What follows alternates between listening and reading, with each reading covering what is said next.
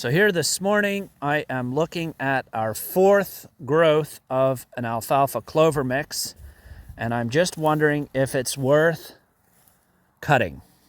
It's not very tall, and I'm afraid I'm not going to get very much if I try to mow it. It could be grazed, but the logistics of grazing it, water, fencing, all of that probably don't make it worth it. So that's the alfalfa clover field on that side, and if I move over, this is winter wheat, which is also looking good, and it's part of the rotation. It will eventually go into the alfalfa clover mix as well, but it'll take a couple of years to get there. We spread manure on here to try to get the fertility up. So let's take a closer look. This is why I like winter grains in an organic system. See? These are weeds, but they're annual weeds, which means the snow and the cold is going to kill them. So without chemicals, I can get a relatively weed-free stand next year. And it's seeded crossways.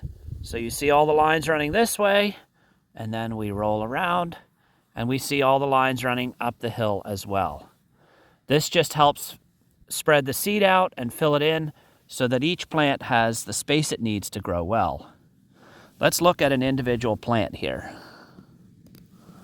So here's an individual plant, and we can see that it's got its main tip, it's got one tiller, and another tiller just about to come.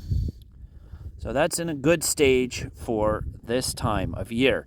We've still got maybe a couple of weeks of growing time to the end of October, and then we won't see much more growth. But in that time, we should see these lower two tillers develop, and perhaps even one more. And for my bird of the day, we have a flock of 20 or 25 wild turkeys in the upper fields on the farm. Wild turkeys are not native to this area, but they have been working their way north steadily up through Maine, and now they're here. In the center there, you see that dark spot. That's some toms strutting their stuff. They've got their feathers all open. It's not breeding season, but I guess they just want to be noticed. They come together in these flocks in the fall, and they'll stay in flocks right through the winter and into the spring before they divide out again to have their babies. I have to say, while I like birds, I'm not a fan of these guys because they do a lot of crop damage, and they can cause problems for the local ruffed grouse. But for whatever I have against them, they're pretty smart in the way they flock up like this, and they can have one or two lookouts. So it's very hard to get close to them. They're really quite a smart bird.